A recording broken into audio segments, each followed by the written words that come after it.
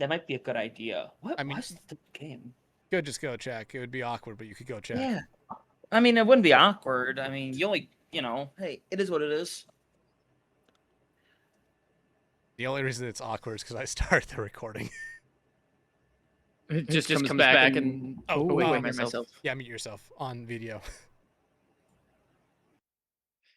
Bro just comes back and it's already started. We just sit here in silence, and then he'll just start talking, and then we'll just pretend that's the intro. No, like this is the thing. I always just start the podcast mid conversation. So he'll come in and he's still gonna say something immediately. I remember why I was excited. It was a copy of Halo 2. That's why I was so excited. So what was the third? What was the third game that was in there? Because I heard. Actually, I don't remember.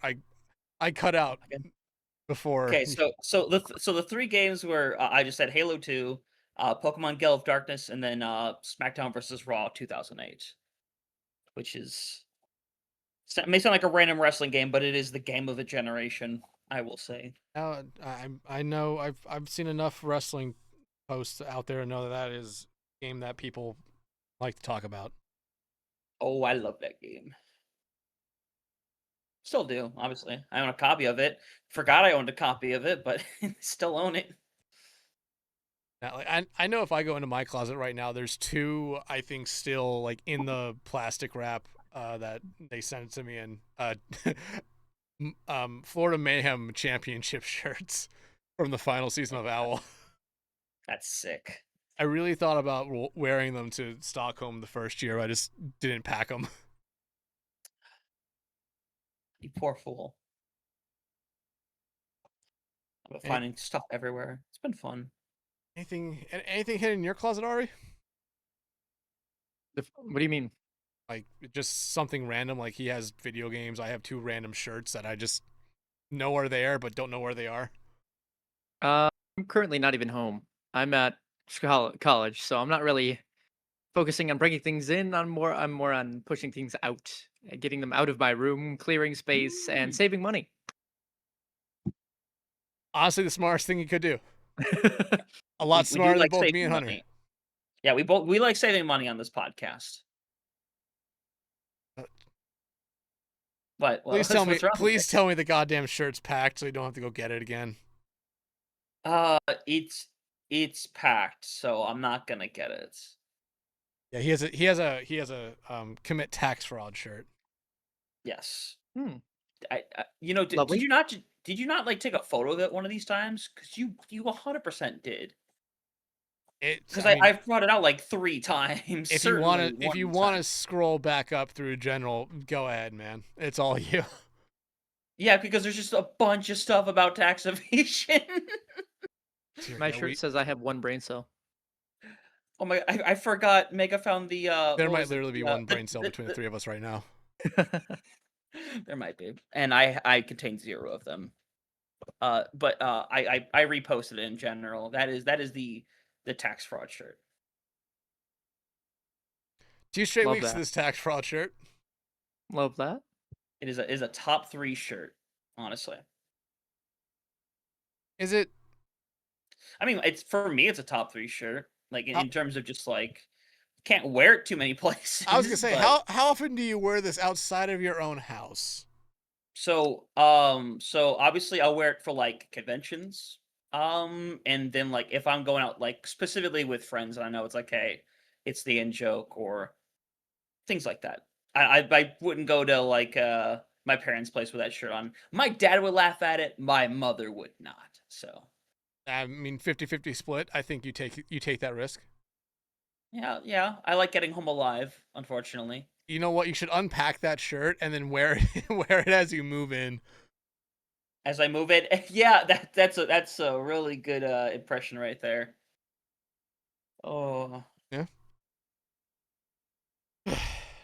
Okay, I might as well get started with the podcast here. Again, talking about goddamn tax fraud again. Yeah, I'm gonna probably have to dip out at like 8:45. So perfectly fine. By that point, we're good. We'll at least get through what we want to, and then and whatever sidebar tangents and going off the rails that we normally have happen. But welcome back, Mhm. everyone, to this week's episode of For the Love of Prod. As always, I'm joined by Huntertain, and our guest this week is Ahri. Ahri, thank you so much for coming in. Thank you for having me. A pleasure to be here. I don't know too much about it, but I'm sure I'll get the rundown pretty soon and pretty quick. Yeah, I mean, you already got a little bit of the gist of it there, especially with talking about one of Hunter's favorite things of tax fraud, apparently. I wouldn't call it a favorite thing. It's just a necessary thing that must be done. Someone's got to take the bullet. You're lucky that I'm the one who's handling the finances for this podcast, which is also very lucky for me. The finance for this podcast is actually zero because we haven't made anything. We've made $0. We've made zero metaphorical dollars, which is also just Right. zero actual dollars. The dollars are the friends we made along the way. Yes, they are. Ugh, God, yeah, the friends we made along the way and the random shit we've talked about. There's a That'll lot certainly of do it. There's so much. The fact there's a catalog at this point is crazy to me. We have bits. We have bits. We have bits that we end up bringing up that are just out there for some reason. Mhm. But- Yeah, go ahead. No, finish No, your thought. I will force a side tangent, and I rather not yet. Let's get into things proper, and I'll delve into chaos from there. Ari, I hope you're ready for chaos. We will talk about esports. I promise you that. I told you what we normally do, but Hunter likes to bring up random shit from time to time. No. It happens. I'm just keeping it going. That's all. That's all I'm doing. All right, but all right, before we get started with everything here, I just want to give you the opportunity for people who don't know who you are to give a brief introduction to yourself. And basically what I'm saying with that is tell us what roles you do with esports and what games you work in. Sure. So yeah, I'm primarily a commentator or caster. Color, play-by-play doesn't really matter. Maybe depends on the game. I don't know. I haven't really calculated that right now. But I also do hosting, analysts. Games-wise, I play and cast Valorant, Overwatch, Rocket League, Marvel Rivals. I think those are the big main four. I also have done a bit of Fortnite. I've done a bit of Warzone. I'm sure there's other ones that I'm just forgetting about right now. Oh yeah, Mario Kart. I actually work with Mario Kart Central to produce some fun stuff there. I might actually be on their World Cup, so fingers crossed. We'll look out for that. And then, yeah. Oh, Clash Royale, something I haven't actually done, but I totally feel like I'm so ready for that. At least 3 years ago when I actually played the game. And then for games that I play professionally, I also play Valorant in the Game Changers scene. That's for women and marginalized genders. And as well, I used to, back in the day, play for Overwatch Calling All Heroes, which, again, kind of the similar tournament style there. Yeah, and I mean, Game Changers and CA are very fun things. Unfortunately, I mean, CA is coming back. It was, but if I remember correctly, Game Changers isn't necessarily gone, but it feels like a lot of like the big orgs that were supporting teams kind of slowly backed out. Honestly, it's kind of been the same ones. I mean, I know notably the 100 Thieves actually just left, but they're also okay. I saw something on the timeline today, and it was Lydia, which was kind of the star player for 100 Thieves and a creator for 100 Thieves, joining SRG, Shopify Rebellion Gold, as their stand in for Mel, who was stepping away from competition. My team was scrimming, preparing for Open Qualifier 2 of GC, and we had a scrim against 100 Thieves, the GC. And we just, the scrim never happened. They said, one of our players was very sick, and that could very well be true. But I also saw Lydia, just streaming it out on that day, like not prepared at all for scrims. And I figured, oh, if this was like something that had developed quickly, I figured, maybe we'd know more in advance as opposed to 2 minutes before. So maybe that was the beginning of the kind of 100 Thieves drop out there. So I like to believe that I had the first inkling, even though I completely didn't at all. You had the insider knowledge that you just didn't share with the world. I just didn't know what to do with it yet. Sometimes you just have to be brave and throw it out there. Be the first person to say something, have everyone say, yeah, this is just a shit post. I mean, was it true? Was it not? I don't know. Never wrong, just early. True. I forgot that's the Twitter meta, right? Basically. Oh god. That is such a scary phrase. Just never wrong, just early, because it's so funny because you have all these shit posting accounts, and then it slowly starts like some of the stuff slowly becomes real. What was the fucking NBA one? Was it NBA Sentinel or something? Where it was like they were just saying the wildest shit, and then like 3 years later, it was like, oh yeah, hey, this is actually happening. Yeah, I know somebody predicted Kane's era's ban within like 20 minutes after like being 8 months out or something like that. So that was kind of crazy. I, I need more people just saying ridiculous hot takes and then just coming back like 2 years later saying, yeah, hey, look, I'm right. Look at my hot take right here. Nailed it. I guess going back to answer your question though, it was mainly 100 Thieves that kind of left the GC scene. Everyone has been still kind of there. There's been no really high funded org other than Shopify Rebellion and FlyQuest that I feel like have been in that game changer scene. It's mainly been those two, and well, those are the ones that are consistently at the top too. FlyQuest is a interesting org just to look at, and we've talked with someone who I think worked closely with them. Granted, this was over a year ago at this point with Will English, and especially with everything they're doing in, at least I think it's in the fighting games where they're trying to keep like grassroots scenes alive in some places from what I've seen. Or actually no, was it? I don't necessarily know what it was. I think that they were trying to get like something where it's like, hey, we're trying to find talent within the community that will grow and prosper within our own thing, and we could potentially move them up to like our second team or something like that. But like a very interesting thing, and it's cool to have an org, like see an org actually say like, hey, yeah, we're gonna invest a little bit into the community and see what happens. Who was it? It was Moist Moguls that used to do that with various Smash players. Kind of opened up the field there. I don't know too much about Smash though. Hunter, you know something about Smash. You've casted Smash at LAN. Yeah, once. It's the only land I've ever casted. I don't know how that happened. If I remember correctly, I'm trying to remember specific details and not talk out of my ass, but I do remember that being the case. I just could not tell you details for the life of me.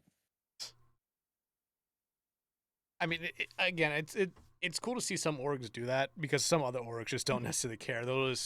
They'll just find talent from other orgs that are just dropping them or from word of mouth. Yeah, we've had groups in Face It that have gone through how many orgs to this point? Because I can think of like a specific group that is like really good that has gone through like 5 or 6 orgs. I swear to you. She's very interested in. She always has been interested in the pop filter.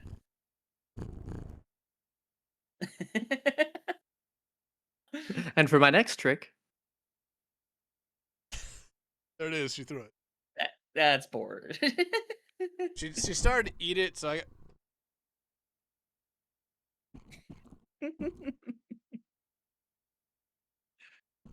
we love Zay on the podcast. You guys hear this? Not really, no. no. She's licking the pop filter. It's picking Oh, up on. It's there we picking go. up on my Oh, OBS. yeah. Whenever you talk, it usually goes through. Okay, girl. Well, you got your screen time. Whoa. You got your screen. Oh, Yeah. Unfortunately, we Zay signed a contract a long time ago. Now we are obligated to give her screen time every single contract? podcast. A contract, yeah. Did you not see the contract? I saw the contract, not the contract. The contract, yeah. So that's what the kids call it nowadays. The contract. Insert new bit here. Yeah. insert new bit where new it's just me and Hunter make horrible jokes. Hey, stop eating the goddamn floor. It's This is why I will not have pets until I need to. see, I would love to have a cat, but you know that's a down the line hunter. I'm issue just to deal allergic. with. See, my can't. mom is allergic, so that's why we never had a cat growing up. Always had dogs, just not a cat. Hey. All right, who paid me about my shirt? Okay, Joker. course, it's Joker. But here, let's actually move away from this and let's actually get into some of the. What the hell? You just Heard a reached metallic thing. I She- did. I like a She fork reached or her something. hand under the door to the closet in my office and pulled something out of it. What the fuck did you pull out? What are you Houdiniing? I just saw the cat run. Do I need to ask the question, Dex? Are you good? Do you need to play babysitter for a minute? Chill. I'm good. Walking back in the office now. I'm good. Looks backwards. I swear, Zay knows when he's recording. Yeah, no shit. She sees me staring at my computer screens talking. All right, but let's crazy man doing. What? Dear God. Okay, let's actually get into our normal couple questions that we ask here. And like I said, we ask these questions to everyone's here. It's a 2-part question, back to back. You'll after I say the first part of the question, you'll probably be able to easily guess the second part. So if you kind of fade into it or lead yourself into it, perfectly fine. Can you stop?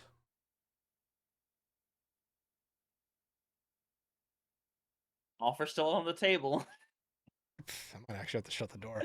Okay, but yeah, it's a 2-part question. You'll basically be able to guess the second part. If you start, leading yourself into that one, perfectly fine. I'll just have to figure out a timestamp for that one. But Ahri, I already kind of mentioned to you what the question was. I already kind of talked to you about what the one question was, and the question is, what got you into esports, and more specifically, what got you into doing stuff on the production side of esports? Gotcha. I mean, I always love gaming. I think that was kind of big. I used to grow up on.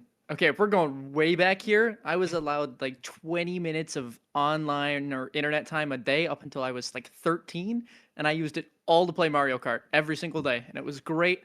From there, when I grew older, Fortnite was the big thing, so I kind of worked there.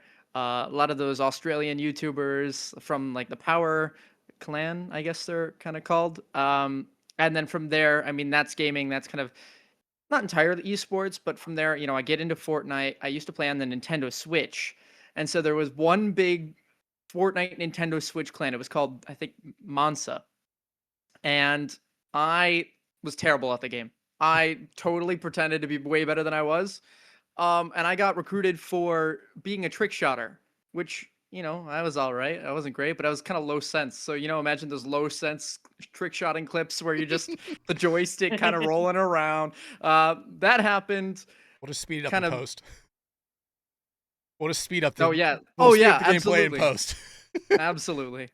And so though from there, kind of had some sort of community to kind of go with, and a lot of the time I knew I didn't stack up to the pro players, so I was like, oh dude, let me like watch it. I'll like make it entertaining. I'll do like voiceovers. I'll cast it. And then people in that org just kept saying, you should cast this thing. Like it would be super cool. And so from there, I kind of developed a passion. Didn't get it into practice until I hopped into Overwatch competitively.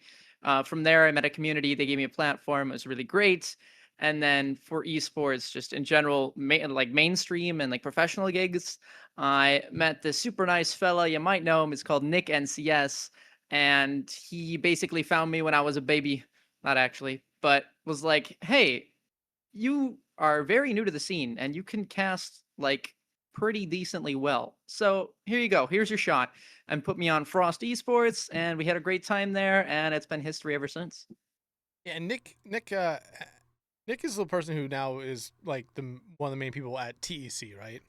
Correct. I've only been able to talk to him a couple times. I feel so bad because like, hey, I told him I filled out the thing for TEC and said like, hey, I want to cast some high school stuff and some collegiate stuff if I'm available, and it's just so unfortunate because all the time it's like, hey, yeah, this is the day that like I can really cast Rocket League and Overwatch.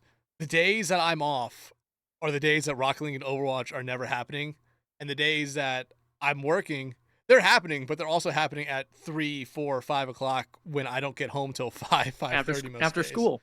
Yeah, it's I just feel so bad that I'm in there. I've put my name down a couple times to sign up to cast. It's just like I just can't do it other days. Like it's just so sad. I feel bad. My first official LAN cast was with TEC, so I was kind of stoked for that one. Nice. Which one was that? Oh boy. I think it was state championships last year. So the whole kind of both semesters, they each had their own seasons, and top teams consistently would go to the state championships. It was in, I believe, Altoona, and it was a great kind of event. I really enjoyed the feel. It was a little chaotic, and there's a little few errors here or there, but such as lands, and I enjoyed myself, so that was fun. Yeah, that's the one thing with with lands. I feel like up until you actually work a land, you always kind of see them acting really smooth or really like disastrous. But if you once you work a land, you figure out like, oh dear God, everything's kind of hanging on by a shoestring here. How the fuck is this all working? I remember we had to organize. Well, there was a plan to organize a Mario Kart tournament on the final day of the LAN. Mhm. And the only problem is that they did not account for all of the switches were being used for the Smash tournament that was also running at that same time. They also didn't account for the fact that everyone who got eliminated had already left the LAN because they had a long drive back to home. And so, I do all this work setting it up the day of, and then we get 4 applicants. So I think we just kind of scrapped that one and just kept going from there. I would have just said like, okay, find as much staff as you can who's not doing anything right now. Just join in, but don't win. Well, we didn't have the switches. We couldn't. Because Smash ran so long. It was like, I want to say 8 hours in one day. I don't know if that's true, but it was a while. No, like that's the wild. Away from that. That's. I understand. I understand how funny that. But that's the one thing with Smash, and I'll give him a lot of credit for it. Like, even though all like the individual like rounds are maybe as long as 5 minutes, you think it would be something that goes very very fast. No, it's something that it takes fucking forever, and it's just one thing where I sat there at like when I was in college at my college's fighting game tournaments, and Smash would start early. It'd start earlier than everything else because they would bring their own stuff. Every other fighting game would end up, and Smash is not even in like halfway through their bracket yet. And I'm just saying like, what the fuck is taking you guys so long? And it's just like, well, we only have like this many number of TVs, and there's this many people are in this, and it's just like, yeah. Someone won the first thing, sat an hour and a half before their next round. It's just like, dear Yeah, God. that's why I don't do it. Hunter, how long was the Smash thing that you were at? Because I mean, yeah, it was split up over multiple days, but Yeah, so I would say because what they did is they did the local tournament on Friday. They did a lot of like the qualifiers and like top 16s on Saturday, and then they did top 8 and up on Sunday. I would say because I mainly cast it on Saturday. That lasted about the whole event was like close to 6 hours total from like the original like prelims and then top 16s and then breaking down to upper and lowers. Um, it took a while, but to be fair, it went by pretty smoothly because they would have some games that obviously happened like over on the side, but they would be pretty consistent about turnover with these games where we would only have like a couple minutes in between matches realistically. So it was really good turnover. It was a lot of fun, but normally they can go very, very quickly, but not always the case. I think I got a little lucky, I can't lie. I mean, probably a little bit of luck, and also just probably like the people who are running it definitely knew what they were doing at that one. Oh, yeah, it's Odyssey. They've been running stuff for years now, and they've done a phenomenal job. And that's another thing. Like the time frames of everything is like very like hey to the minute type stuff. Because the one like when I did the collegiate LAN at DreamHack in Atlanta a couple years ago, like one it was chaotic because Overwatch like was not the longest game, but it had players there who were actively playing in OWCS that same weekend. So it was like, okay, well, they can't play at the venue because there's too much noise. So the coordinators were trying to basically figure out like where can we send these players. Some went to Georgia Tech, some went to Morehouse, some went to just a random PC cafe that was closed, but the owner said, "Yeah, like we'll let them come play here." Like they'll have the entire space to themselves, but you just have to get them here. And it was this mad dash to see like, okay, how do we find ways to get these people there that's not going to like get stuck in Atlanta traffic, which, dear God, Atlanta traffic's a fucking nightmare. Yeah, I'm fine dealing with that. I've dealt with like DC traffic, and it's oh boy, it is bad out there. It's Well, awful. I mean, it's DC. Especially the airports. I thankfully haven't dealt with an airport since I was a child. Thank God for that. I love driving. Like I'll drive out to like any place that I go to. Like DC, I drove the 10 hours to get out there.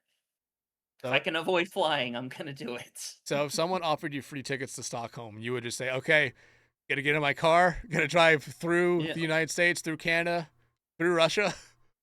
yeah. So if that's what I have to do, unless they got a boat for me, I mean, there's probably a ferry at some point. yeah, it would only take a month, to have You to have, you would have have the to leave it. you have the money for that, right?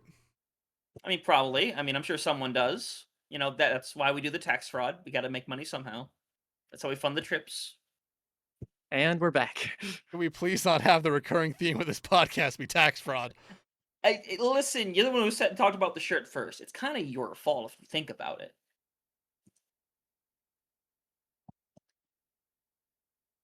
But hey, Dex, we were talking about getting into esports. You know what's really cool about getting into esports? What's really cool about that? Why are you directing this question at me? Because you're the one that has to ask the question. Because I'm making you do it now. I'm gonna be kind and do it, but You could have the confidence sometime to ask the question if you want. But I yeah, do. Oh, as you know what? Hunter's saying here, Ahri, we asked about what got you in and both the esports and just doing esports prod. What keeps you coming back to esports and esports prod? That's honestly a good one. I mean, obviously, if you don't love what you do, chances are you're not going to be here for too long. You don't go into this industry and say, "I'm going to make $1 billion." That just doesn't happen. You got to be in it for the love of the game. I was interviewing Van Silly, if you guys know Vans, um, for kind of a school assignment as I am in college right now, and he said, "Do it not to entertain the audience, but to honor the game and the players." And that just stuck with me. I went, wow, you know what? That is bars, and I'm stealing that, and I'm now gonna have that mentality going forward because it's true, right? As much as you do want to provide some sort of entertainment for other people, it's nice to be on camera, be a figure, and all that. It's also really, really cool to just be a part of those big moments and to look back and say, wow, I was there for this. You remember when that happened, and you'll have it a lot of those moments even just with you and your friends. So to have it up at a bigger scale where other people are going to see that clip and be like, oh my gosh, that is a crazy moment. I'm glad with your choice of words there. It really does hit hard there.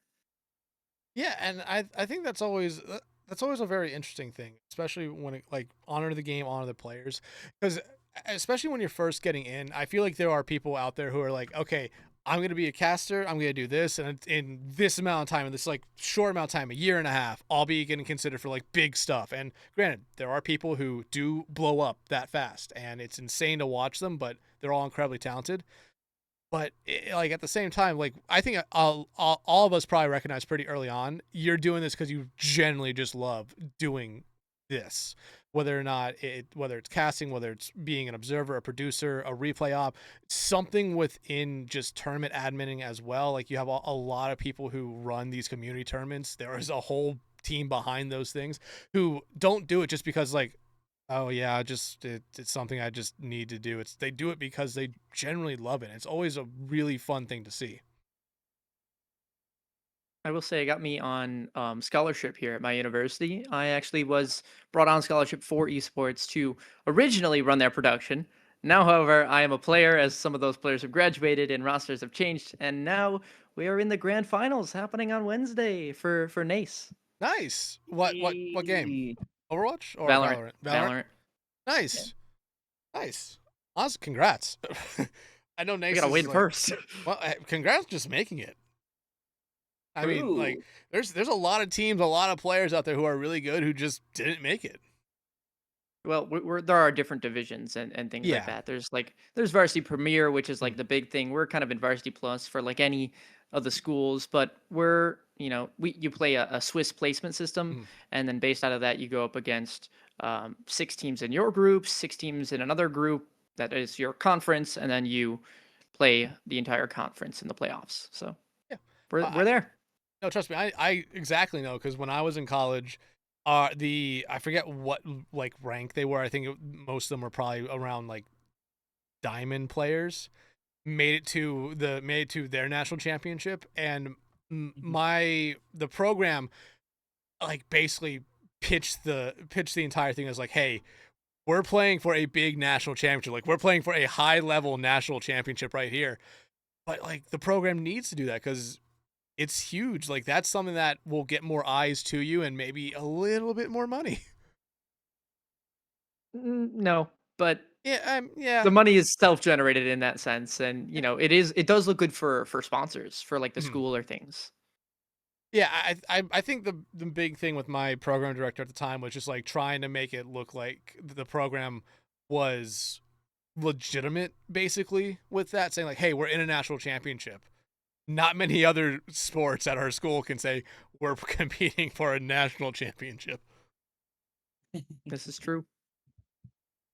But no, like, so you were scholarshiped for the production. I was also scholarshiped for almost not necessarily running production, but being a caster. I also made the graphics when I was there for a little bit. Never played. I was always listed as like a last ditch effort sub for both the Overwatch teams. And I just said never put me in.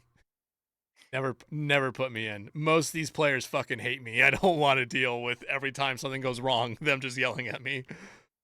Well, I mean, when I started casting, I was maybe gold 3 in Valorant, and I tried out for the team just for funsies when they were like hosting quote tryouts. Mhm. And I was always listed as that sub, whatever. I am now like Ascendant 3. I was 1 RR off Immortal like Mm. 3 times. I'm very sad and I'm angry about that. But I think just casting the game has like honed how I play, right? Obviously, maybe not the mechanics part, but recognizing in-game scenarios and being like, "Oh, I know exactly what they're doing," or pattern recognition or things like that. If only casting made us better at the game, Hunter. I mean, it made me a little better at the game. I don't know about you. I mean, Listen. You've gotten better. You're in the winners finals of a tournament. You've gotten really good. I mean, just overall, Ari's talking about going from gold to essentially what is like GM Okay, but you in. you don't play rank, so you can't give a comparison. If I gave a shit and played rank, Yeah, you could get maybe plat. I am plat. Yeah, Fuck, I'm diamond. yeah, My bad. Fuck, I'm diamond. diamond in what? What sport? Pearl? I don't have diamond or pro. I have the remakes, unfortunately. Listen, No, but like listen. it's. Go ahead. You'll Finish your you'll thought. I'm saying you'll have your glory. That's all I'm saying. You'll have your glory. You'll find a way.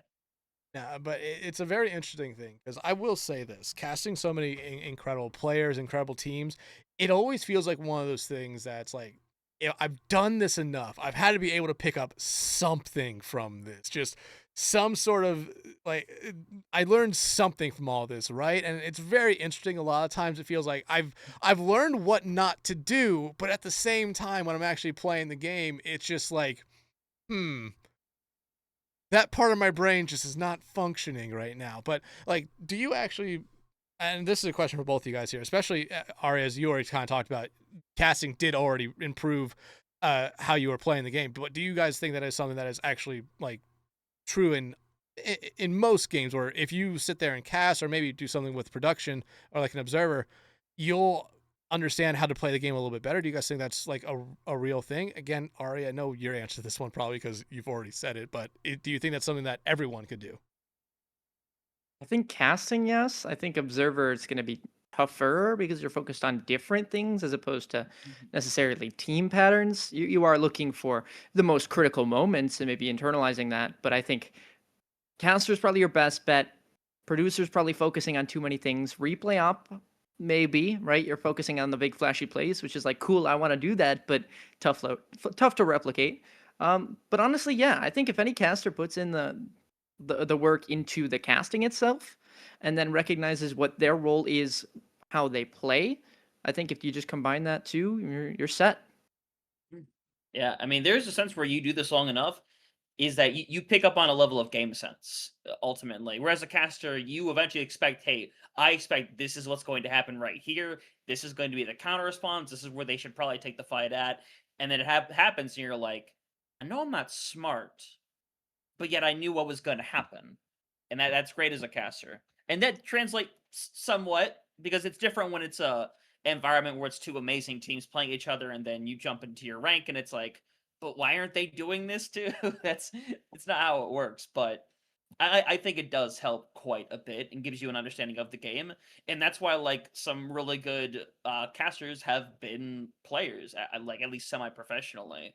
Like, look at Jake, who has maybe some of the best like game sense of a caster I've ever seen, and that's because the guy played professionally for years on end and understood the game at a level that very few did. Didn't Reinforce play professionally as well? Yeah, except he didn't make Owl, and he's like, ah. To Still, be fair, he's improved so much on like the desk and everything. He's done a phenomenal job. yeah, and I mean, Hunter brings a really good point right there with Jake, and that's always we always talk about that a little bit here because I mean, as casters, especially where we are, uh, we get decently big gigs here and there, but we always say if a player can if a player can learn how to cast, especially like someone who is ex Owl, maybe OWCS, high Face It League, and whatever, like what it's challengers for Valorant. That's what they call their Uh, tier two. yeah, tier 2, yeah. Yeah, like if there could be a player from there that hops over to casting, like and picks it up really fast, it's always a big thing where it's like in our shoes where it's like it's hard for us necessarily to make that jump because we don't have that experience, but they do, and they would bring so much more value to a desk or to a production than what we would as just someone who has always been casting because they know the ins and outs and what people are thinking. You're leaking the secrets. You can't say that. We're gonna lose our jobs. Yeah. Come on now. Listen, A every job player's needs just to going to get become a paid. caster. Listen, whether you're a player, whether you're a caster, odds are you're probably not making a whole lot either way. So take I'm your gonna pick. I'm gonna say more than 80% of the players out there do not have the social skills to be a caster. No, no, no, no. I always love when Echo talks about like, hey, players need media training, and they absolutely do. Yes, absolutely, Hunter. I don't know if you were there. No, I don't think you were. I did an EU game maybe on like Wednesday. Oh, okay, okay. For CGL. I got some Russian dude to come in there, and he he he knew English good, but it was basically he's yelling, he's cussing every now and then, and he's eating in the middle of his fucking interview. And it was like he gave good answers, but it was also at the same time you would just hear lips smacking. Man, this is really good. But oh god, don't like media training is maybe is one of the biggest things we talked about on here, especially with other casters and especially producers, because when they bring in those players to interview, it's always a very scary thing of like, we don't know how they're gonna react. They could just come out here and start saying, yeah, this team that we play is fucking dog shit. They should just quit, give up on this game. And it's something where like, oh dear God, we have to just kick them right now. But media Mm, training goes so far because as we've said, if players learn proper media training, they'll be able to step away from the professional scene and still be able to probably keep a decent following just because they know what they need to do. Yeah. yeah. Yeah, I mean, you wonder why some of the like easy in oh god, the easiest interviews we've had have been from other casters that also play in like CGL. Like whenever we have like Ray or Geo that jumps on for interview, it is the smoothest thing ever. There's a bit of like, I know what I'm going to expect, so you don't have that same factor of like, I don't know what this player is going to say or what they're going to do. Because to be fair, usually it's good. To be Mm. fair, Usually it's a good thing. Normally it's a good 5 minutes, but I've had a couple of experiences, and you just never know what that mystery box is going to open up. Get a ray gun, or you could get a pistol. I mean, if I could get like a thunder gun, I'd be really happy with that. What are we playing? Dirtoten probably, Kino. Fair enough. Can't turn on the power. Did you go alleyway or did you go through the theater? No, you never go down alleyway. You always go through theater. Never go through alleyway. This is to everyone who's playing a game that has probably not been played in a decade now. Don't open the alleyway. That is a quick way to go down. You know, it's a part of Zombies Chronicles, right? Like, people still play Black Ops 3 just for that. That's reasonable. I still have Black Ops 1s on my PS3. Getting away from COD Zombies, Ahri, especially when it comes to media training. I mean, it's very important, and as we've already kind of talked about here. But have you had to ever deal with a player, or potentially maybe even a caster, who didn't necessarily know that line of, hey, while yes, this is maybe a fun community thing, you still kind of have to be presentable about it. Yeah, I mean, I don't know if I can name one specifically, not name, but even moment. I just, yeah, you kind of mentioned it with like the eating while casting, the honestly cursing. Mhm. Yeah, like those have happened, and obviously as you kind of grow and move up through the scene, that you start seeing that less and less. But it's there when you're in the beginning, so you just kind of have to, instead of falling to temptation, shall we say, or kind of going to their level, you kind of hold yourself to whatever standard you want to hold yourself to, and then kind of go with it from there, and be the best version of yourself you want to be. Yeah, like with every cast I do, I try to keep it very I try to be professional, not necessarily like, okay, I'm gonna have everything P's and Q's. Like I think my line with like cursing in cast is, you can say damn, but you only get like maybe once or twice. If you start saying the word damn every other sentence, it just loses all of its punch.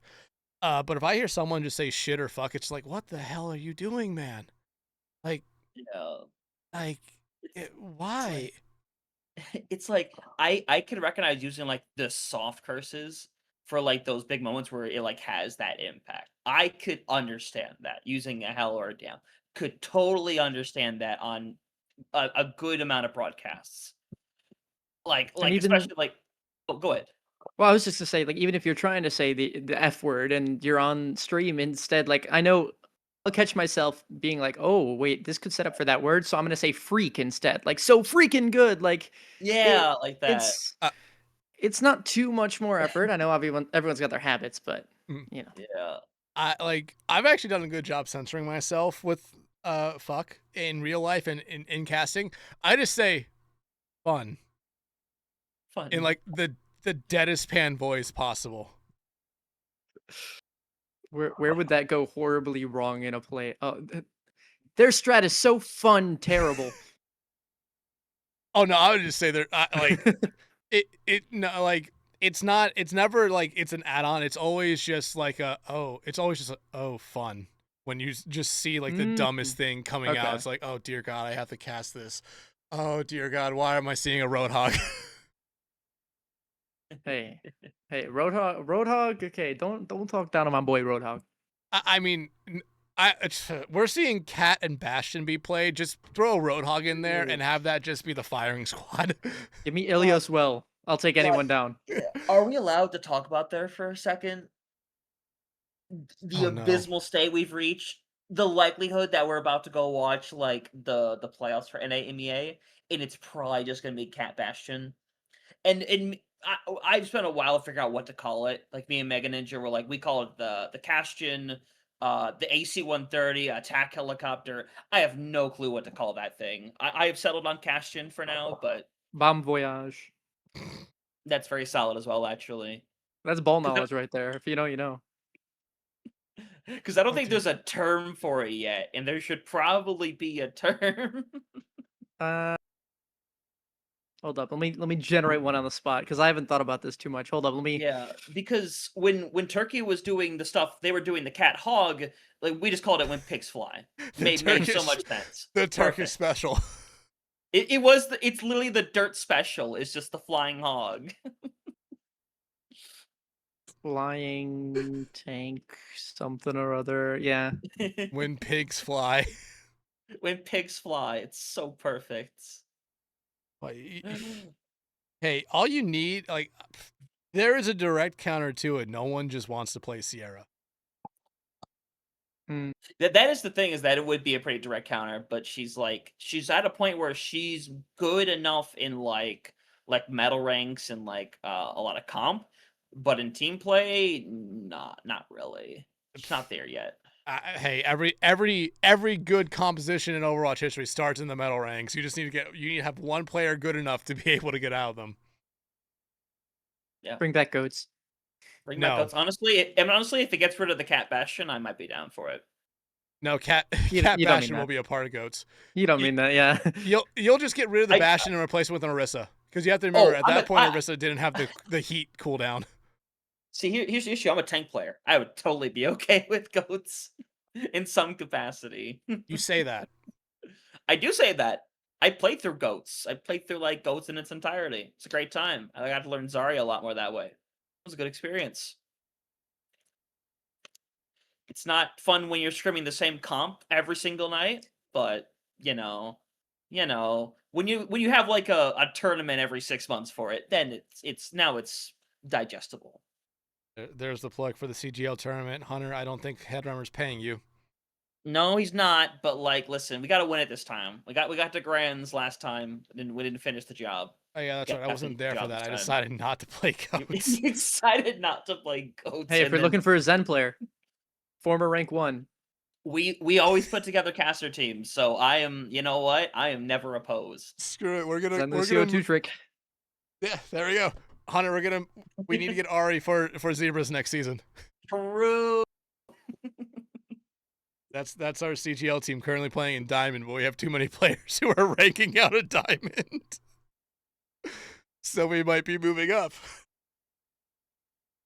Oh dear God. Oh, Okay, back on to normal esports stuff here. You cast a multitude of games here, and it's always very interesting to talk to people who cast different games, because I will always say I think it's the best thing if you're going to cast a game, to play the game so you know the in and outs, how the community's feeling about stuff, what the just general meta is.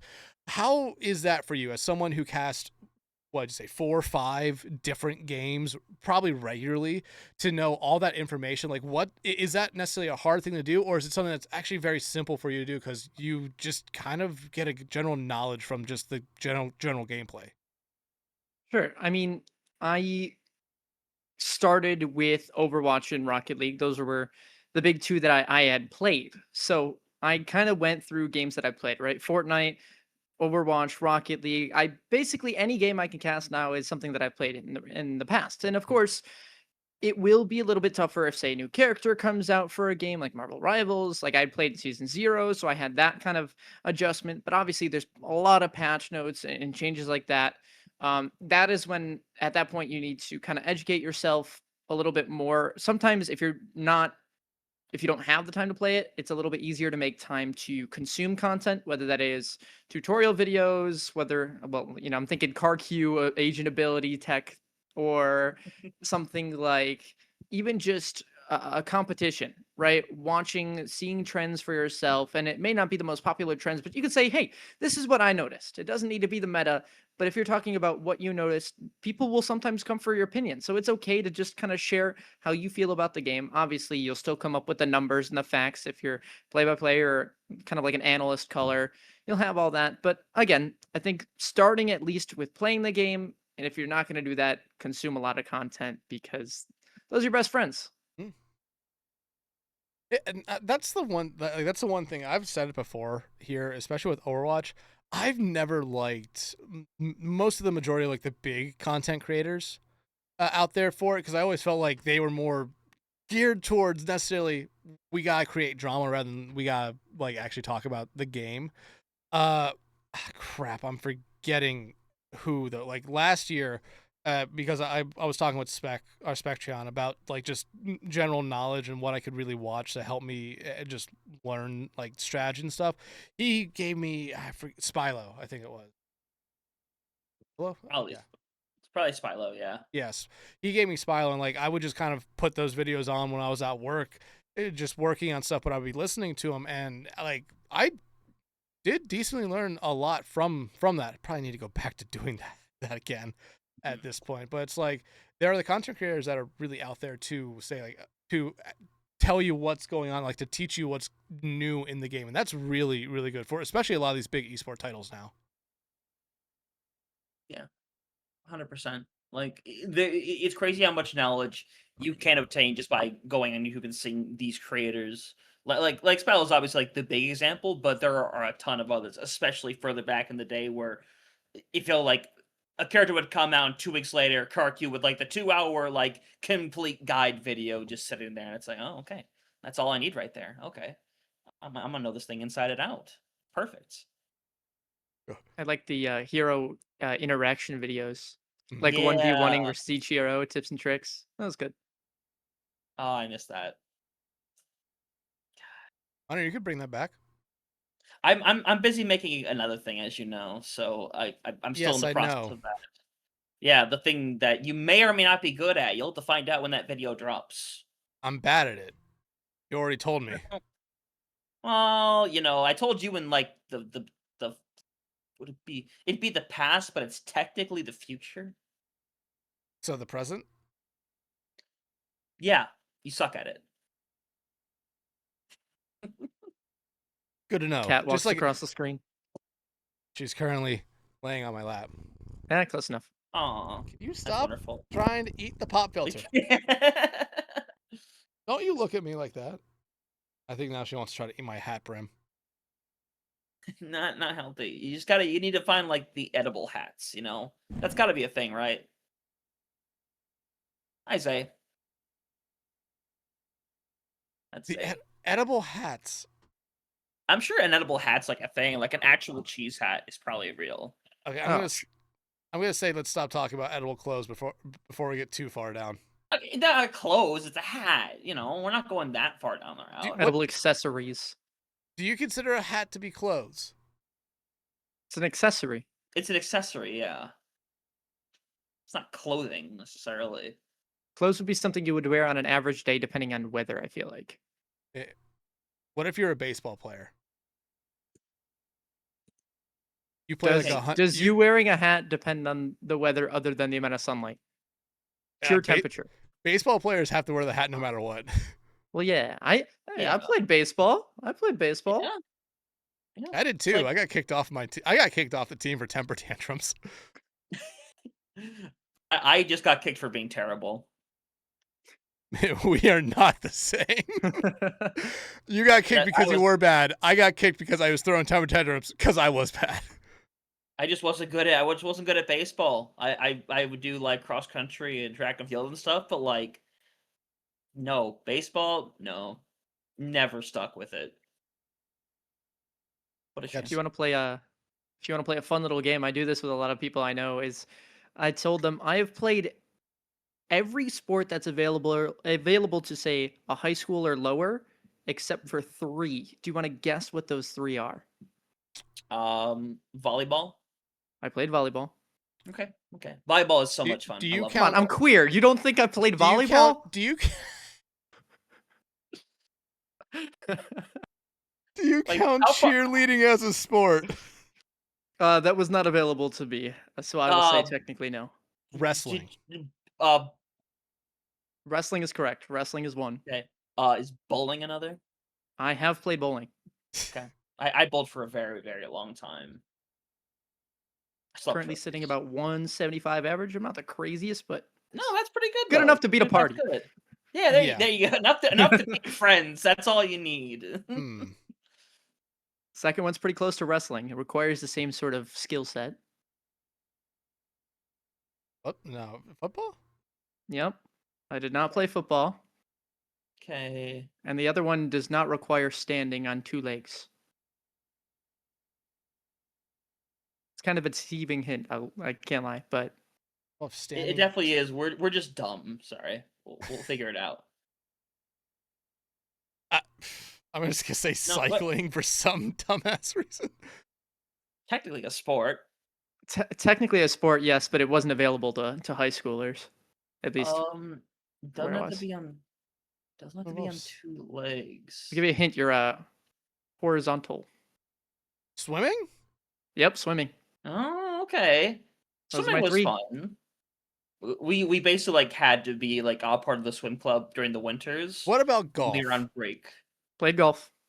Golf, yeah, golf's a lot of Was fun. not the best, but I played it. I used to play golf in my backyard. I stopped the day I sliced a ball and hit my mom in the shoulder. Hey, it's I'm lucky sorry I she was laughed at standing that, there. It's lucky she was standing there, because if she wasn't, I would have shattered a window. I've So, definitely Mom, shattered a Mom, you're window. expendable. Windows? No, those aren't. No. for me getting my ass kicked, yeah, a little bit expendable. Because all it was okay, I just have to go put some ice on it, and not, okay, you're going to clean this broken glass up. And then No gloves allowed. No dustpan. Okay, You must no, they're pick it not. up by hand. What the fuck kind of parents do you think my parents are? I don't know. I haven't met them. You haven't introduced me. It's messed up of you. Podcast guest next week. No. True. When Spoilers? are we having? Yeah. Well, we don't. I forget. We don't have like a term because we have like Mama Rack. You know, like what's your equivalent in that regard? So I don't know if Datatron works as well. I feel like there's a better name in there. Well, here's the thing. My parents, we all, like, me, my mom, and my dad, we all have nicknames for each other. Okay. So, and it's we're the 3Ds. I'm Dex, my mom is Dallas, my dad is Duke. And all together, you make one March Madness bracket. True. Is there a school that has the word Dex in it? I don't know. I'm just making it. You would think like Dexter probably is like an actual like city somewhere with like a team. Yes, Dexter's think. Laboratory State. Got it. True. Yeah. Goated show.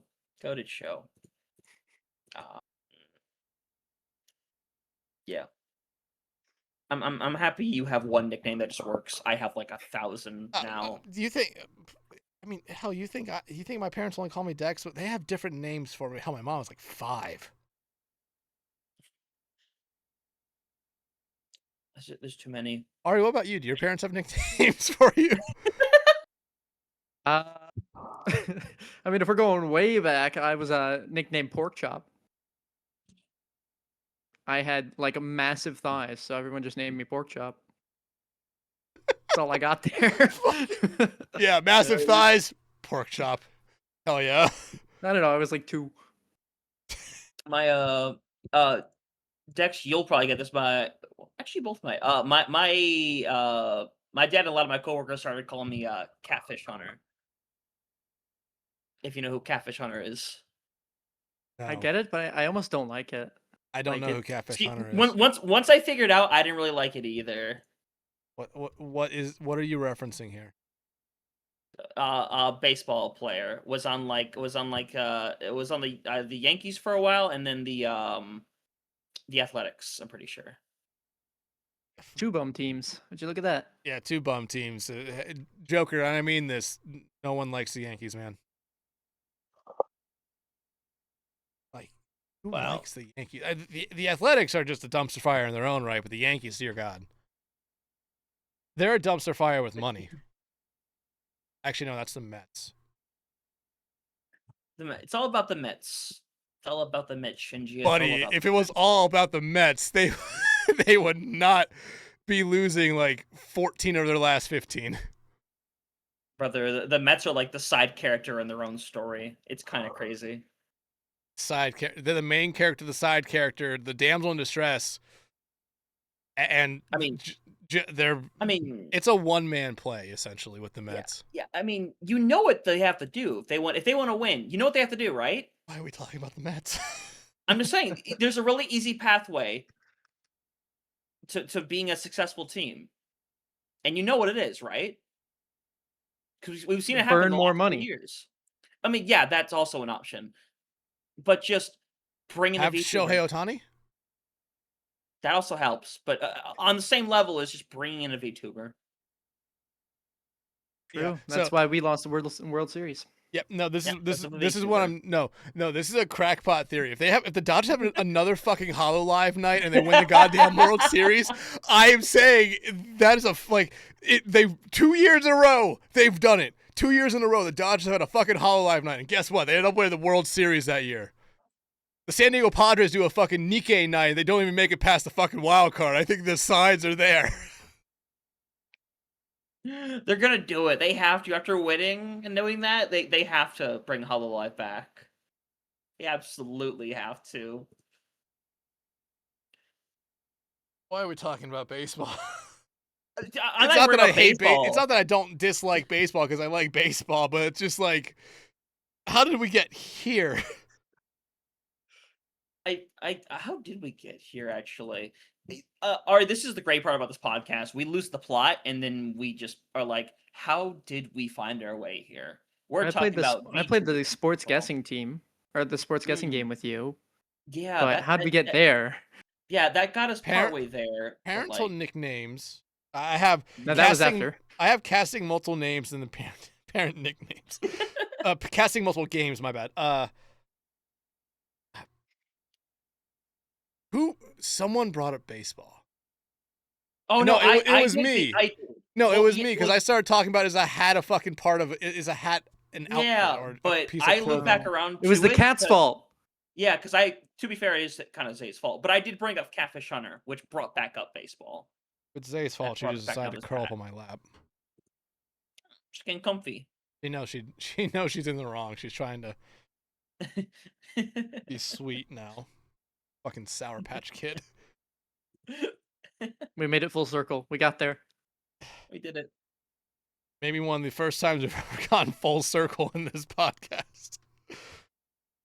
Oh dear God, we're 63 episodes in. 63 is kind of crazy though. Dang, I should have came 4 episodes later. My bad. I'm honestly thinking of just making that week a week where me and Hunter do one of like the behind the scenes one and just calling that episode 67. I mean, I know someone who's one of the youngest casters that I know. You could have them on that week, but Ooh. I can't leak. Can't leak. You can No, still because like, tell us, I like, know like one caster who's kind of young, and I don't know if I want to have them on. I cannot say words then.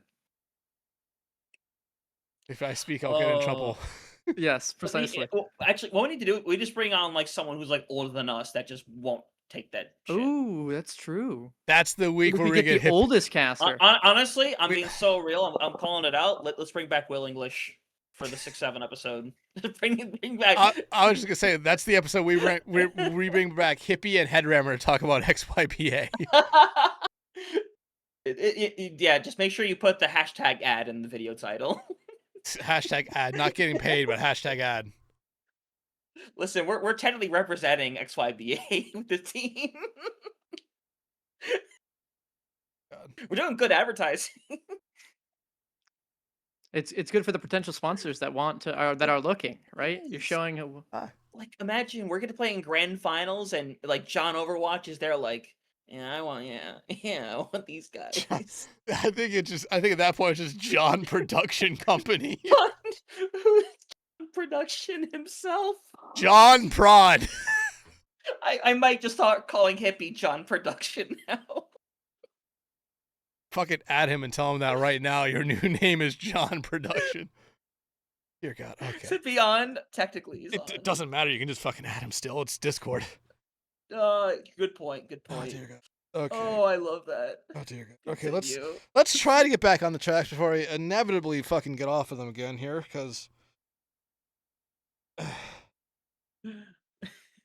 So, Ari, I mean, we've already talked about a lot here with it, but when you were first getting into casting and you kind of branched out into multiple games, was there like was there a moment where you kind of sat there and said, this is maybe a little bit too much to take in, or was there something that you were able to take from say Rocket League to Overwatch, Overwatch to Rocket League, and then it became, I can take this from my casting with Overwatch into Valorant, this from Rocket League into Valorant. Was there that kind of like thing where you're taking like little nuances from every different game you're casting and kind of combining it all into one to find your style?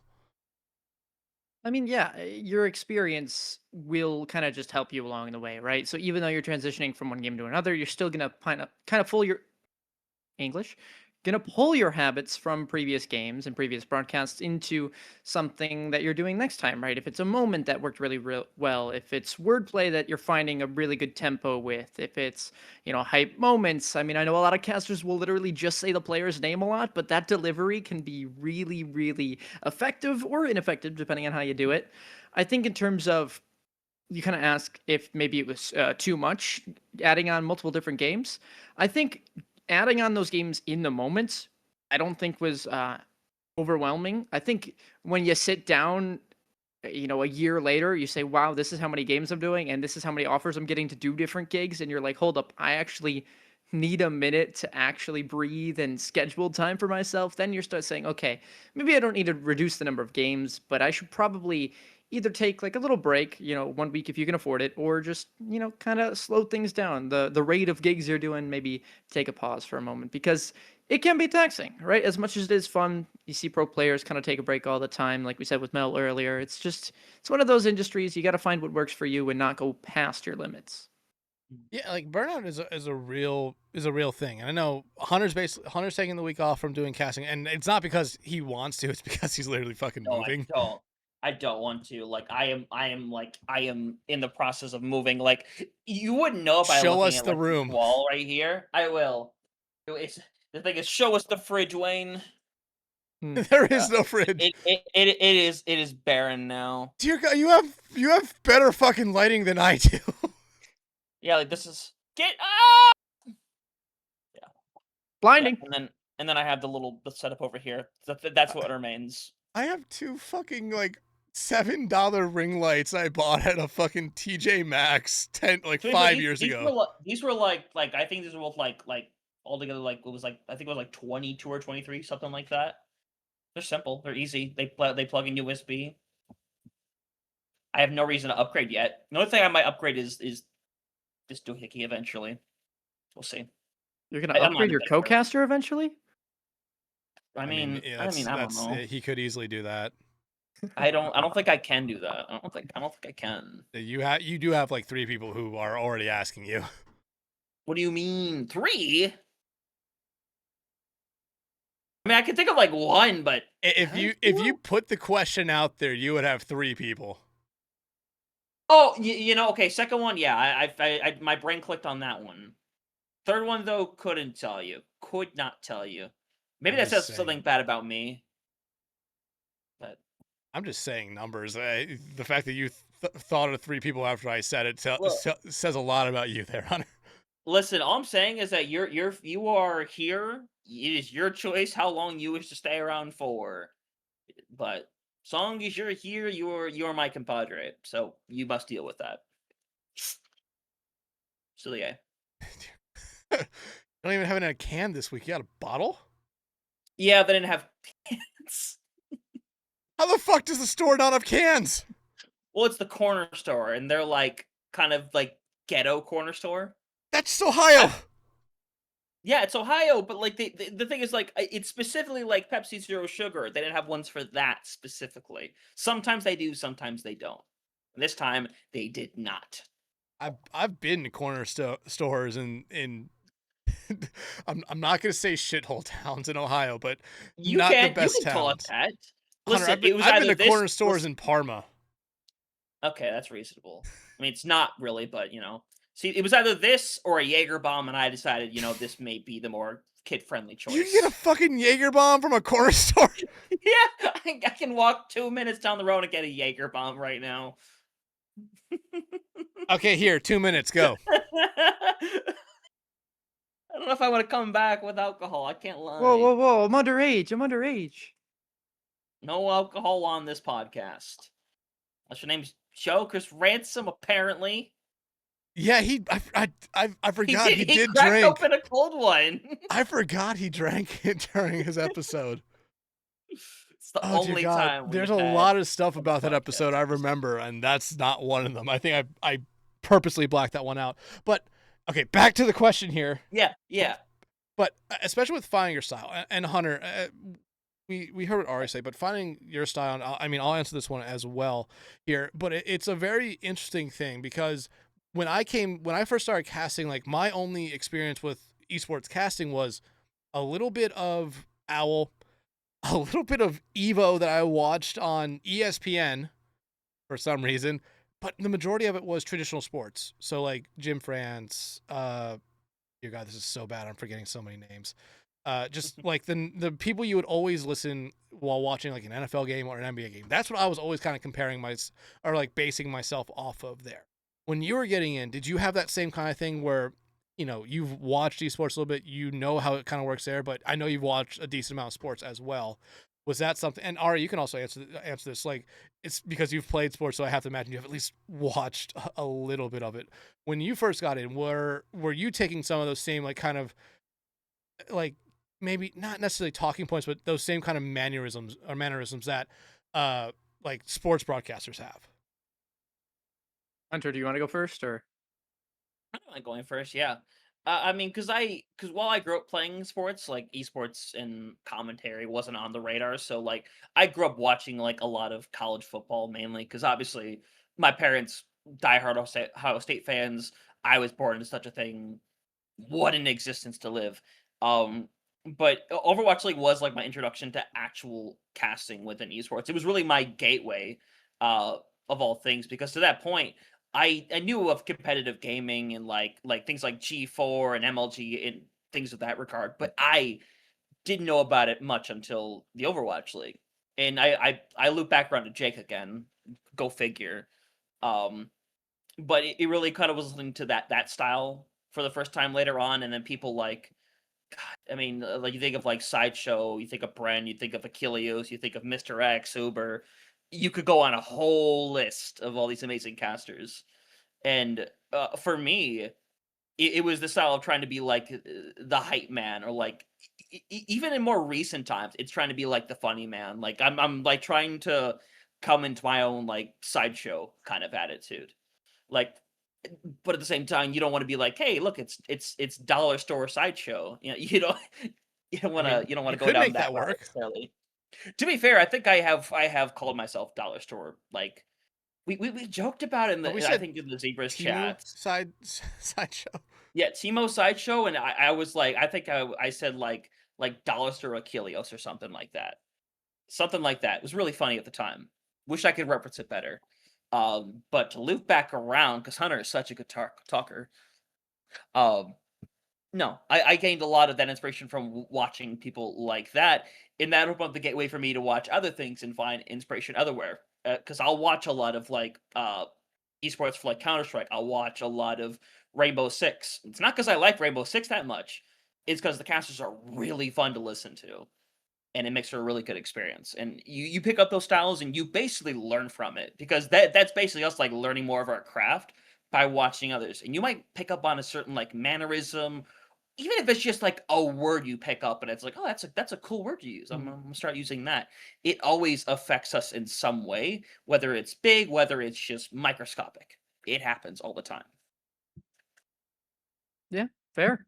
I think something I forgot to bring up in my like kind of coming up story that is applicable to this question as well is I, was strictly YouTube, and then the first time I got on Twitch at 13, I was introduced by my cousin who was kind of a Fortnite player to Bonsai Bros. I don't know if you've ever heard of them. They were nicknamed the Property Brothers of Twitch. They would go basically cast over a bunch of people's names just for fun, just to be entertaining. And I was like, holy cow, that's so fun. I want to do that.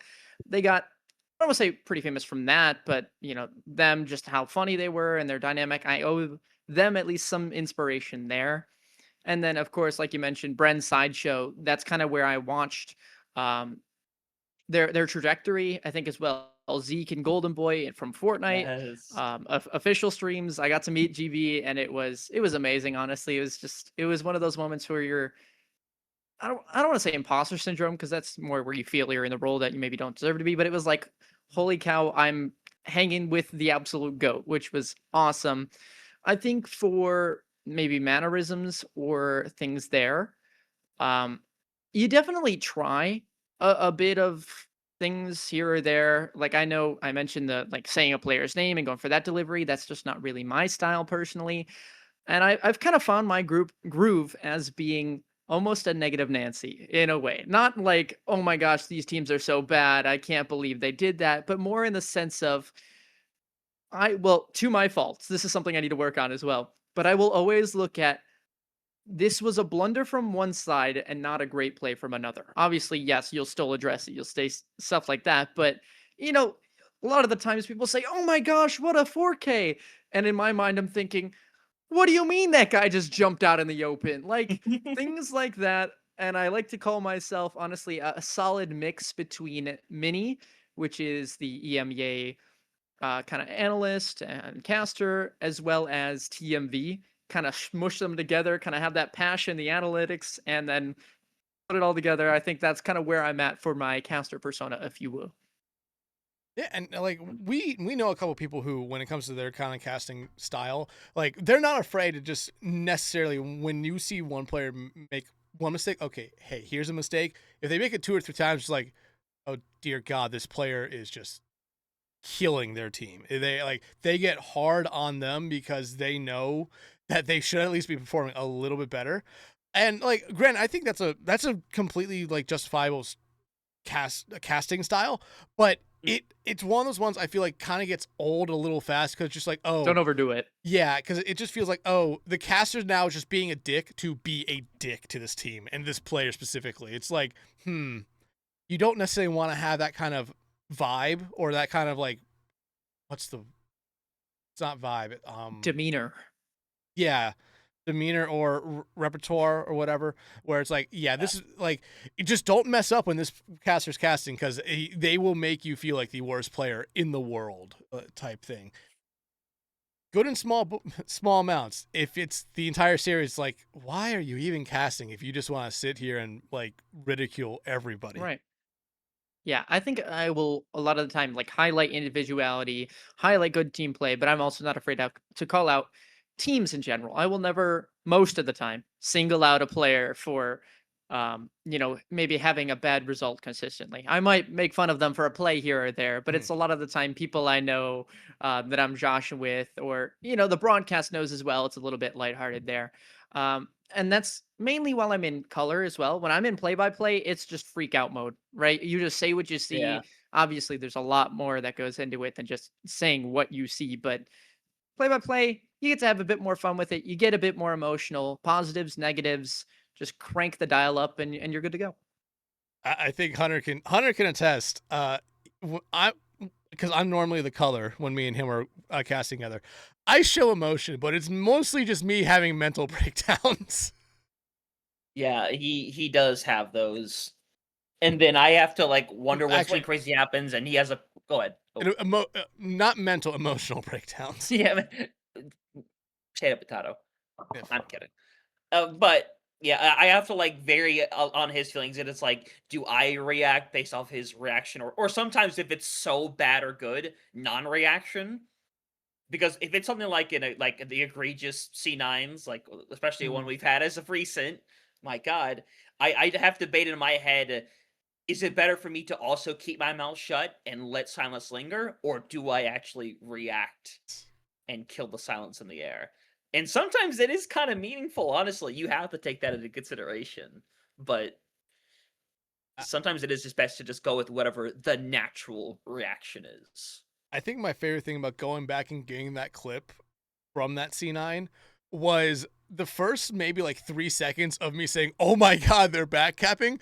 You just kept on you swapped to a different player, and I almost generally felt like, "Oh dear God, he thinks I'm just making some shit up." Because I didn't notice that at first either. And then I see you point it out, and I'm like, "What is he talking about?"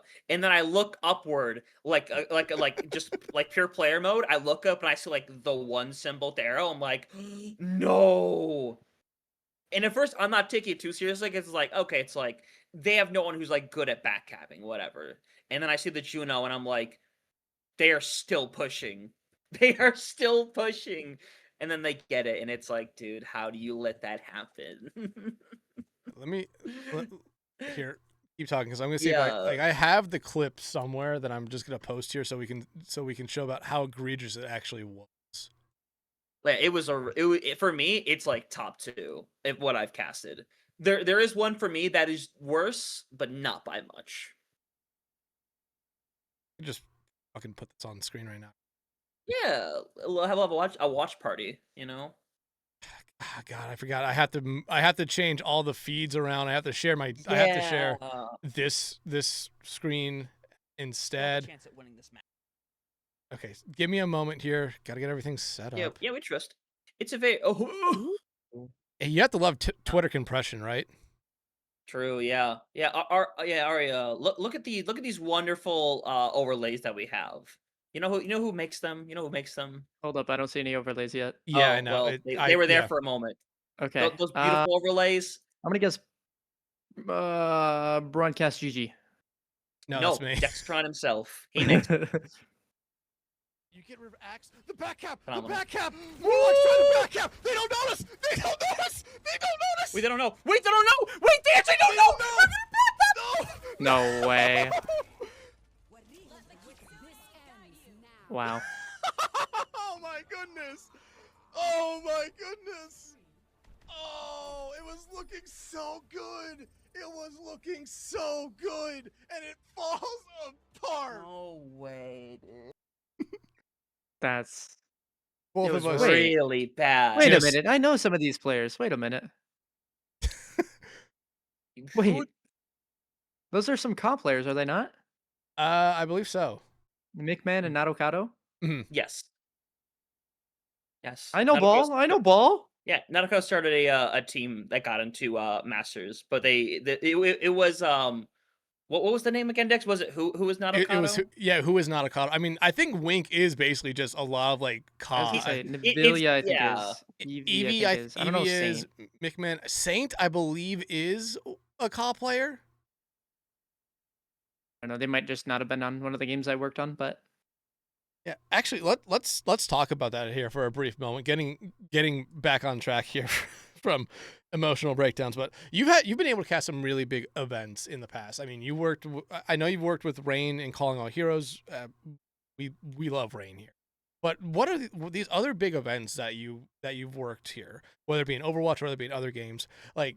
Talk about what that kind of feeling is like when you got offered the job or offered the gig to you, and then once you get in there, do you treat it like any other cast, or is there a little bit more that you try to add to it because it is a bigger opportunity essentially? yeah. So for the first time I got on Calling All Heroes, I was definitely freaking out. This message was out of the blue. I had looked up to Radiant for so long. I had played in their tournaments, and why am I thinking little old me would just get a DM out of the blue? So I got that one. First stream happened. I don't want to say it was my best stream because your best stream is only one, but I think I did a pretty solid job. Obviously, you look back and you always want to do better, but I was like, okay, this is good for what I kind of set out to do. And then when they invited me back, I said, okay, now I know what I'm in for. And then that one was just like any other broadcast for me, because then I knew I don't have any of those nerves. I don't have the imposter syndrome because they're inviting me back, which means they must have liked it the first time. So we had the opportunity to do that. And then I actually got reinvited once more back for the championship. And to me, that was a big deal. Obviously, being on a same broadcast as Lemon Kiwi, that gave me the imposter syndrome. But still, the broadcast itself, total clockwork. I mean, I just knew that one. If you're swapping games, I have done team streams for RLCS, never on main broadcast, but I did work with teams like Cloverity, which I know their org was like, there's a reason they're no longer here. But I worked with them. I got to work with Women's Phoenix Cup, which was kind of hosted, I think, oh God, what's his name? God, why can't I remember it? Shoot. Well, that's going to come to haunt me anyway. It will pop up in 5 minutes. Yeah, it'll be there in a second. But there's one creator that was kind of hosting a women's scene tournament, and that was really, really nice of them. And I got to talk with a lot of team captains, a lot of women's scene players, like G2, I believe it was what was their team called at that point? G2 Gozen maybe. But there was that. If you're talking Overwatch, I don't think I did anything too notable. I did a lot of community stuff, a lot of not collegiate stuff, but like tier 3, like high school stuff with TEC, things like that. I did the championship there, I think. And then for Valorant, I have done a lot of work with creators. So MTB Invitational, I got to do that when they began to host. Oh God, Kate, who runs a lot of charity events, got to work with them. I feel like, hold up, give me a second. I want to look through my experience log because I got it all there. Just so I'm not missing anything. Oh, I just recently worked with EVC, who I was on their VCL Finland broadcast, which was kind of cool. I also did, yeah.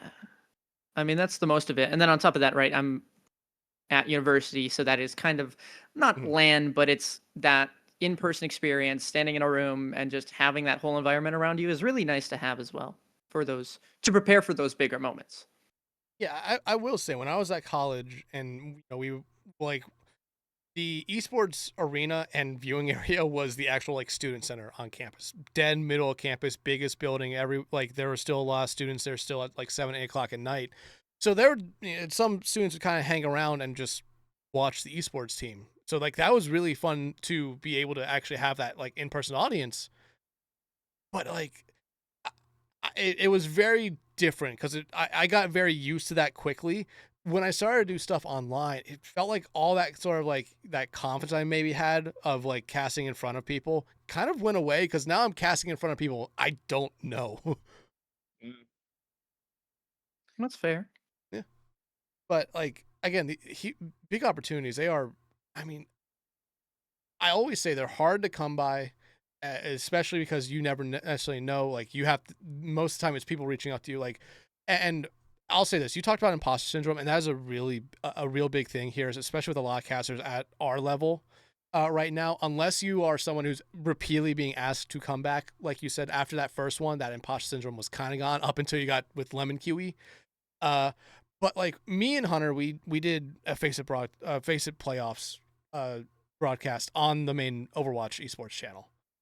And we were basically told after it, the first map that me and him casted, you could fucking tell that we were just straight up a ball of nerves because there was mistakes. We were talking really fucking fast. But it was a thing where after the stream ended, like we both had we didn't have the opportunity to say it before the stream started, but we both had the same kind of like internal thing saying, let the first map go. Everything's going to be, you're going to be nervous. Get it all out there. Lock in after. And I feel like me and him did a good job of that. But it was that entire thing where after it was all said and done, we kind of just, I think, came into this channel here, like this VC, to talk about it. I was like, holy shit, we just did that. Like, it was a weird thing. And granted, we were asked to, not asked to come back. We were asked if we were available for the next playoffs. Did not get picked, but it, like you said, with being asked to come back and do more stuff with Kai, like it let us know, like hey, they liked us a lot, that they want us to come back or are asking us to come back. They have that confidence in us. Like that was a big, I think, confidence booster for me. I think as well with Hunter, with just casting in general, which is, it's something that can take you a long way, especially at the levels that we're at. Yeah, like the whole experience, like even with like hindsight now, as we're like almost a year removed from that, it's still the craziest thing I feel like we have ever done. Both like I think maybe both collectively and maybe as individuals, or it's crazy we even got to that point in the first place. And it all stemmed from just like, hey, we just didn't want to be rusty between like seasons like BPL and like Tranquility and everything like that, where it's like, hey, we just want to be busy. And it rest in peace, Tranquility. Rest in peace, the Trank. But it just spawned from that. It was never really like the goal of like, hey, yeah, we could do this. We might be able to get on made broadcast. It was just, hey, we want to do this thing. It's really cool. Like Bullshug was a big inspiration. I'm like, hey, this is a really cool idea. Let's ball out. Let's go for it. And then it turned into that. Dex, I know you like telling the story of like when you got the message. and I just wasn't at the computer. No, I got the message. You got the message at the same exact time. You just weren't at the computer. I had to try to get you back to your computer as quickly as I possibly could. We were doing because we were doing because when we do Face It, we do like the South American game. We have a little bit of a break, and then we do the North American one. We did the South American one. We got done a little early. I'm like, all right, I'm gonna go like just relax, watch an episode of anime for a bit, chillax. And like, I checked my phone after like 15 minutes, and I have like messages of like, Hunter, get back here now. Come back. I'm like, what do you want? What happened? Did they reschedule the game? And then I come back and I see like the group VC that's now being made, and it's like, oh my god. He knew it was serious because I was typing in all caps. It was just like multiple. Hunter, get back. Come back here now. Fucking now, man. Dear God. But I mean, like, again, we were asked to come back the next season, and I believe last season as well. Didn't get either one of those, but I mean, they like. I'll say this: our general thought was if it was going to be a 3-day playoffs, like they originally put it out there before they changed to a 1-day, we thought we had a chance for the first day, and nothing else after that. After they moved it down to 1-day, we knew we weren't going to get it at all. But it was still nice they reached out to us and asked us like, "Hey, are you guys available this weekend?" Which is a big thing, and hopefully that happens again this season. Hasn't yet, but only those things I think build confidence for you as a caster, and it says like, "Hey, I'm doing something right." And I think, like I said already, it carries you such a long way, especially where we're at, where there's not that many paid gigs. So whenever there is one that pops up, you're like, "Okay, I'm not gonna say necessarily deserve this, but I'm ready for this." Yeah. I actually have a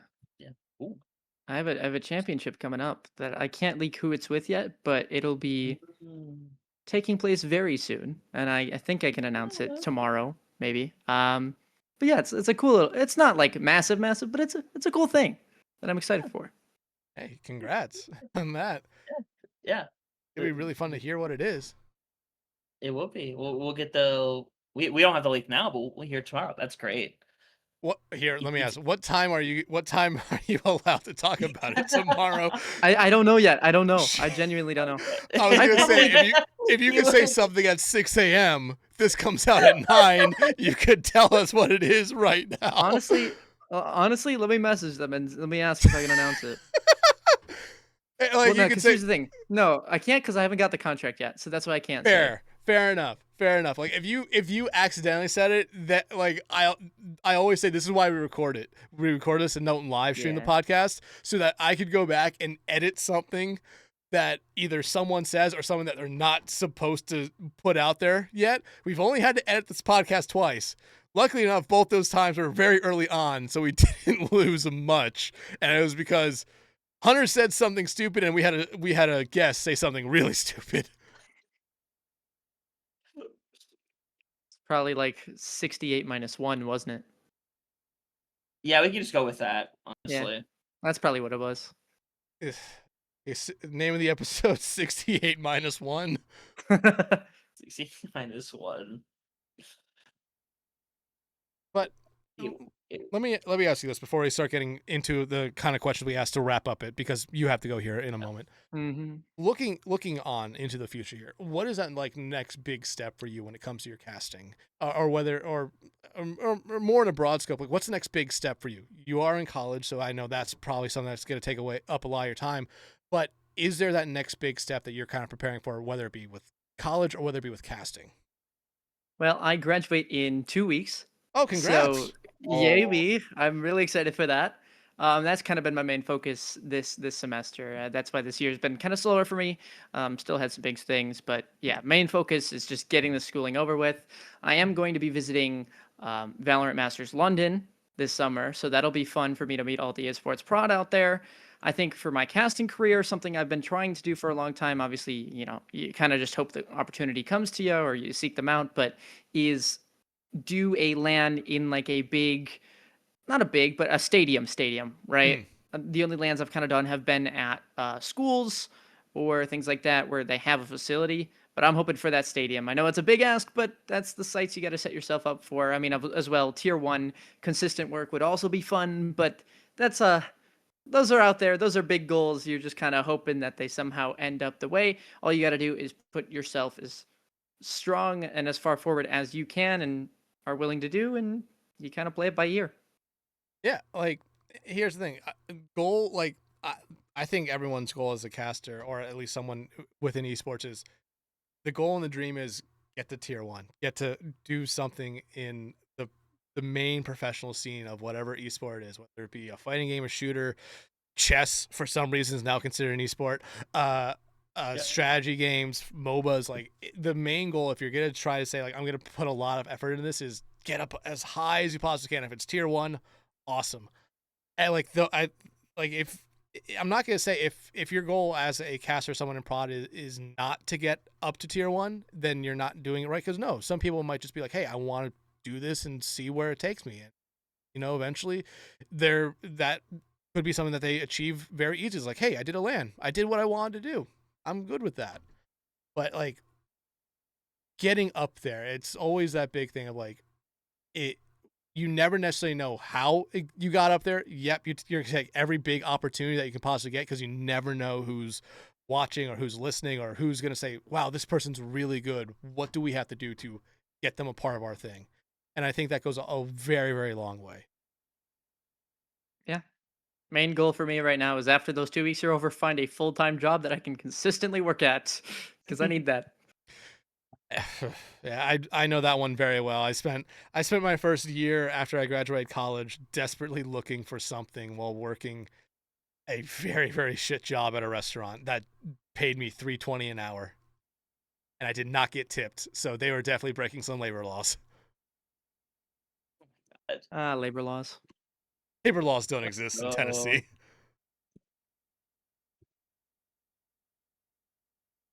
Hunter, what about you? Not the question. God, the Okay. Okay, I'm about to say I'm like, no. Okay. So this may end up being an easier question. I can't lie. We'll see what the result is. But all right. Us being in the gaming community, we'll call it, whether esports, whatever. We grew up with with some kind of gaming handle. Sometimes it stayed the same. Sometimes it changed over time. Mine has changed. Dex, you've been a very consistent man for the most part. But again, feels like a really simple question this time around. But this comes to say, why did you decide to have Ahri as your handle? Well, Yeah, yeah. originally it was not this. It was a whole bunch of keyboard smash. It was XPJ. That's what it was. Did it stand for anything? Nope. Just It thought it sounded looked cool. cool. Yep. And that was kind of that. And then, of course, once I did my first few official gigs with Nick NCS, he was kind of like, hey, yo, you don't need to change it, but probably going to be a little bit better for you. And since I was meaning to do a rebrand anyway, since my logo was kind of just a bunch of nothing, I decided to, just go for the full rebrand since I was there. And it kind of hit when college hit for me. So, we had that big change, just kind of revamped the whole thing. And that was good as well. You have a logo now. I mean, it is just kind of my face for the most Yeah. part. Yeah. But hey, various forms.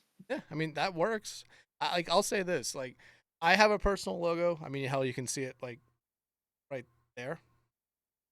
I think Mm-hmm. but it's like I just did it for fun one day. But I think having a logo at least shows that you're trying to like build yourself up as a little bit more of just a cast, as a little bit more of a brand.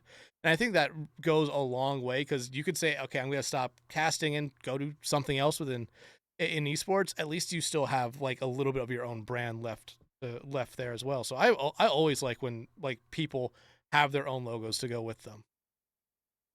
I have been planning, well, not planning, but I have thought about like making a little bit of merch just so I could wear it for myself. Mm. But I also have all of the stuff that I saw, I was kind of like just iffy about. making, I was like, this is either too generic or this doesn't speak for me, things like that. So still kind of drawing things up. I'd be happy for your advice off stream if you want to, or off recording, I guess I should say, for that world if you got any. Yeah, I mean, hell, I made that one for fun when I was a freshman in college. Yeah. Oh dear God, that's 9 years ago. Shit, I'm old. Nah, you're younger than me. You're fine. If you call yourself old, I'm basically ancient. So You're a year older than me, Hunter. Shut up. dude. You guys wanna- I have to face the crippling reality of turning a different age in a few days. I'm cooked.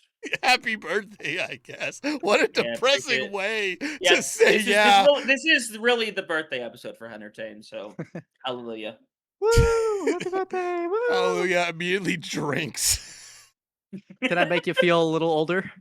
Yeah, To be go fair, at ahead, this do point, it. Is what it is. Yeah. YouTube is older than I am.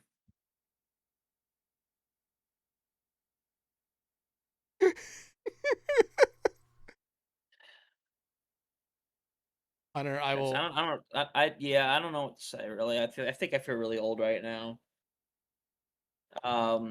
You know what, Dex? I think I might leave this one to you. I Hunter, have to go. Hunter, I need to go to my. Hunter, before you go, let me help Go you out ahead. here. Yeah, that's pretty reasonable. But we're older than MySpace, and that's what's important. Are we? You mean younger? Please, You mean younger, or? we're older than MySpace, right? No, I mean younger. Yeah, than MySpace. Oh, well, I'm gonna You go. don't Listen. understand. Did you forget that Yeah. MySpace? Yeah, it's looked at as old Yeah, I did social forget. media, but like Yeah. it still needed a fucking working Okay, internet thing. AOL, please. Hunter, stop digging yourself a grave here. Okay, at least Okay. 1983. Okay, I think we're fine. Okay. All right. Well, with that being said, I have to go to an AARP meeting. I've lived in two houses since I graduated. I've lived in two places since I graduated college. I keep on getting old people who lived in my house or my apartments. Essentially, they're old AARP fucking magazines delivered every month. Okay, but yeah, we know why. That's why Ahri is your name. Let's move on to the second question. Now, normally this would be asked by our old friend Megalass, who used to be a part of this podcast, but we still decided to keep it going here. Ahri, what from esports really grinds your gears? And this is the thing where the pettier the better. Let the hate and vitriol kind of flow right now. What just grinds your gears about this? Okay. Here's a good one. This is kind of died down, but I know it used to be a bigger thing. Right around where I got my Liquipedia page for Rocket League, a lot of places were paying for gigs for broadcasters only with Liquipedia notability, which to some people, they also just don't care about that. So that was a big thing that they either didn't want to show the respect to the casters and offer them some sort of payment, or they just were taking advantage of them without kind of telling the casters the whole grand scheme of things. I know that's a little bit older, but that was something that I was kind of like throwing up the red flag for. Not super happy about that one. I was fortunate enough not to feel that the most, but I think for the industry, it's also just not super great. I was a part of that. I got asked to cast. I think it was the 2024 NA Open Split 3 for a team called Boulevard. And they said, like, hey, if you come in and cast, you can get some Liquipedia points. I was like, okay, Rocket League's not my main game. I think that'd be kind of funny. But I didn't necessarily, it wasn't a thing where I didn't necessarily know, like, that was going on like that at the time. And we've had multiple other Rocket League people come on in the past and talk about that going on. And we normally do talk about that a little bit more with them because it is something that's still prevalent today, which is a weird thing. But like it's very interesting, and like again, not knowing that like that was going on when I did it, like I completely understand why people get mad at it. I would be mad at it as well. And the fact that it still goes on is just infuriating to a lot of people out there. Yeah. I mean, I don't need to worry about that anymore because I had my Rocket Yeah. League page at that point, and I actually just recently, as of about a week ago, got my Valorant page. So Oh I'm yeah. very happy about that. Um, Oh yeah, double Wikipedia page. You have 2 blue links now. Yep. I'm halfway to a third one Ooh, a for which one? for Overwatch. Nice. nice. Crawling All Heroes has got me halfway, so hopefully this year they bring me back. I can fill that one out as well. You can come join CGL. They're a C tier tournament that gets you some points. Oh yes, it does. Yeah, but I feel like there was a point where Liquipedia was looked at as like this big thing for like a lot of people, and now it's kind of died down, especially as like what happened in Rocket League happened and what's happened in some other esports happened, where people are now being paid in exposure and in Liquipedia points. I feel like it's kind of died down a little bit, where it's not necessarily looked at as this big thing, but I still think to a lot of casters, it's still like a big accomplishment to have that there, because it's like, hey, the work that I'm doing is actually getting represented here. It's still a very big thing, and I'm happy that I have one. I know Hunter has one for Overwatch as well, and like I will still say like, hey, yeah, it's cool that I have this. Yeah. It's cool. It's cool that it's there. It feels like a bigger deal when you don't have it and you need to do it. And it's like, this is awesome. And then to be fair, it's kind of just it becomes something you just kind of slap in your your info thing. It's like, hey, Mhm. this is a lot easier to set up than just like trying to list out everything you've done. It's like, hey, here's like all the major stuff right here. It Go looks better wild. for a portfolio per Mhm. se Yeah, than it does for internal accomplishments per se. exactly.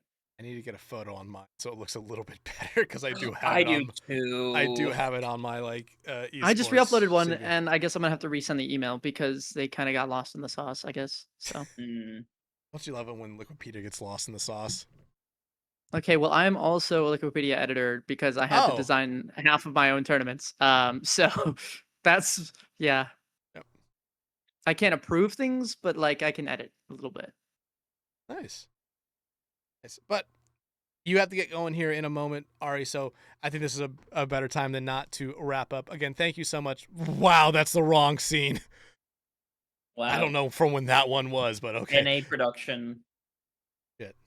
Uh, but Ahri, again, thank you so much for coming on. It was awesome talking to you this week. Hunter as well. Thank you as always, man. And thank you everyone for watching or listening to this podcast. Make sure you tune in next week for another great episode of For the Love of Prod. And as always, you'll find out who the guest is when I do, because I don't know just yet. But until then, hope you have a good week and see you next time.